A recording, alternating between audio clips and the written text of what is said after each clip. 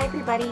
Welcome to another episode of Bridge from the Past, Art Across U.S. History. I'm your host, Mary, and today we're looking at the Great Depression through the lens of the photographer Dorothea Lange. What can her images tell us not only about this time, but the men and women who lived through it? Let's jump in. Typically, the 1920s are referred to as the Roaring Twenties when we talk about U.S. history, but for many small farmers, this wasn't the case. The 1920s was actually a time of struggle, and when the Great Depression hits, it only exacerbates a difficult situation. In the Great Plains, decades of intensive farming, a long drought, and record high temperatures set off another disaster known as the Dust Bowl. What I have on the screen here are clippings from newspapers dating from 1935 to 1942 that talk about the destruction of this Dust Bowl. So you can see it's referring to dust storms going from Kansas all the way to California. I see black blizzard, planes are making forced landings. I see that it's putting people in the hospital. So it's really, it's a terrible disaster that's affecting a pretty large area of the country. So just by way of background, the Great Plains is this area west of the Mississippi River and east of the Rocky Mountains, and it's a prairie. So it has native prairie grass that hold the soil down. So these decades of intense farming pulled up the grass so the soil was loose. So the winds that naturally occur on the prairie, coupled with the high temperatures, coupled with the drought, meant that these storms of dust were really becoming more frequent and increasingly deadly. So we have here a picture of one of these dust storms in 1936 in Oklahoma. And right away, I'm struck by, you can kind of see a fence here in the background, so I can tell that the visibility is really poor. The other thing that's pretty remarkable about this picture to me is that this building right here, I don't know if it's a house, I'm assuming it's a house, but it's pretty poorly made. So it clearly reflects the fact that this family doesn't have a lot of money. And the other thing is that unless these people are hobbits, this house has a pretty small door and it's submerged in the dust. So these dust storms were so severe that the dust would pile up like snowdrifts. So it affected, it could bury houses, it got into and clogged up farm machinery, animals were affected and could even be suffocated. It was in the air that everyone was breathing. It's in your lungs, it's in your face, it's in your ears. It's causing a huge, huge mess. And again, this is happening in the Great Plains, but some of these storms are so severe that they actually, go all the way out to the eastern seaboard. And one especially large storm in 1934 even shut down Manhattan for 6 hours because just basically no one could see in this black blizzard. So a lot of these small farmers living in the Great Plains have no choice but to pack up and head west. They have to leave their land and hope for something better. And a lot of these families are going to end up in California, but not all of them. And what you have here is a picture of a family of 5 from Missouri, actually, and it looks like they're broken down along the road. So I am struck by, again, sort of the bleak, dry landscape. And the car doesn't look like a great car. If I think about it, right, these families, they don't have a lot of money. They've had years of hardship, and now this final, the Dust Bowl is sort of straw that breaks the camel's back. They're leaving with all of their possessions sort of tied down on the back of this car. And then there's the 5 of them in the car. So the car is not going to be a great car to make a big trip in.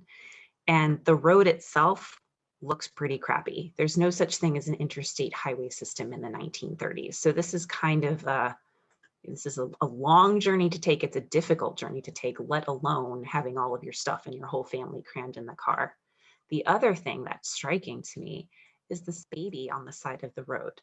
Now, I have a baby. Well, I guess he's not technically a baby. He's a toddler. And I can tell you I hate going anywhere in the car with him because it is such a pain in the butt. And this is in 2021. So to think about what this mother must be thinking as her car looks like it's broken down, or maybe it's stalled out on the side of the road as she's uprooting her life into the unknown, that's something that's really kind of interesting to think about. So once these families, reach their destination, which for some was California, but it could also be other places where they could look for work on farms, they didn't really find the promised land that they were looking for. So most of the farms in California especially are owned by corporations or large landowners. So there's no land to be had. They're only looking for work if you can find it. And it's pretty difficult, not dangerous, but sort of tedious. It could be dangerous work that doesn't pay very much. So there's not much work, there's not much money, there's really nowhere for a lot of these places to go. And they end up settling in what are called ditchback camps. And they're called that because they're settling along these irrigation ditches because that's their water source. So here's another picture of, basically an open container that's going to gather rain for these families. And I can see tents, I can see cars. These people basically set up in these camps, no running water, no electricity, pretty squalid living conditions to, for all of these migrants sort of pouring in looking for work. Work was difficult to find for a lot of these families because there are existing migrant workers already in California doing a lot of these jobs. So this picture on the left here is of Filipino migrant workers that are harvesting lettuce. So this work, the work of migrant workers, was basically called stoop labor, and you can kind of see why in this picture. You're stooped over all day picking whatever needs to be harvested. So it's difficult work, it's hard on you physically, and it doesn't pay well. So this picture here is of a Mexican migrant worker and his family. And again, I can see the living conditions. It's not a tent, it looks like a sort of shanty. It doesn't look like a place that I would like to live. And the other thing that's striking, again, he's holding a baby, and I can see another little one sort of peering out at the photographer, at Dorothea Lange, through the door. So this is a difficult life for anyone to lead, but to think about young people growing up like this, it really gives you pause. The final picture that we're going to be looking at is probably the photograph for which Dorothea Lange is most well known, and it's commonly referred to as the Migrant Mother, but the full title that Dorothea Lange gave it is Destitute Pea Pickers in California, Mother of 7 Children, age 32. I've seen this picture many times. It's almost like the classic picture of America during the Great Depression. And the mother is front and center. Her name is Frances. She is 32, and she looks worried. She looks tired. She looks older than 32. But again, if you are living in this life, caring for 7 children, it's going to show on your face. Her children, to me, they're almost an afterthought, because I can see these 2 little ones, right, with their heads on their mother's shoulder. They're worried, or they're scared, or they just, want to be close to their mom. But she's also holding a baby down here, and the baby is really difficult to see. I know I didn't even notice the baby the first, I don't know how many times I saw this picture. So I think what Dorothea Lange captures here is just sort of the heartache and the hardship of, it's one thing to say this is a Great Depression and people are struggling, but it's another thing to look at the face of the men and the women and the children. Even though we can hardly see their faces, we can kind of imagine what they might be thinking during this time period. So you can see, right, they have dirty fingers. In her notes that Dorothea Lange talked about, talking with this woman, and she said that they were surviving on frozen peas. So they're pea pickers. They picked peas. That was their job. And the crop had frozen. So they were basically like scavenging peas from the field and eating any birds that the children could kill. So real poverty, real hardship, and real struggle that Dorothea Lange has captured here in this image. Why is Dorothea Lange taking all of these photographs? Well, here is Dorothea Lange sitting on top of her car on assignment in California in the 1930s with her camera, which is kind of a fun thing to look at, even, very different from the camera that we are used to in the present day. But Dorothea Lange she was a government employee.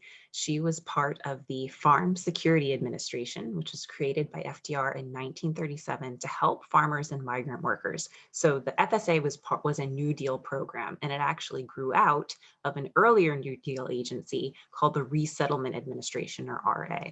So the RA and the FSA were meant to help farmers and migrant workers in a variety of ways. And these particular programs were pretty controversial parts of the New Deal.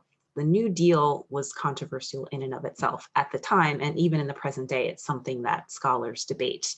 But because of the controversy, a publicity department was created within the FSA to document the poverty, to document the lives of these migrant workers, and to show how the government could address their living conditions. So for instance, they could create better camps for these people to live in that weren't, that had a water supply or that weren't unsanitary. So Dorothea Lange and other photographers are hired by the FSA for this assignment. And between 1935 and 1943, she and other photographers working alongside her produced nearly 80,000 pictures, which is a lot of pictures. It's a lot of primary sources for this time in history. What's interesting to me is that a lot of these pictures weren't seen by the public right away.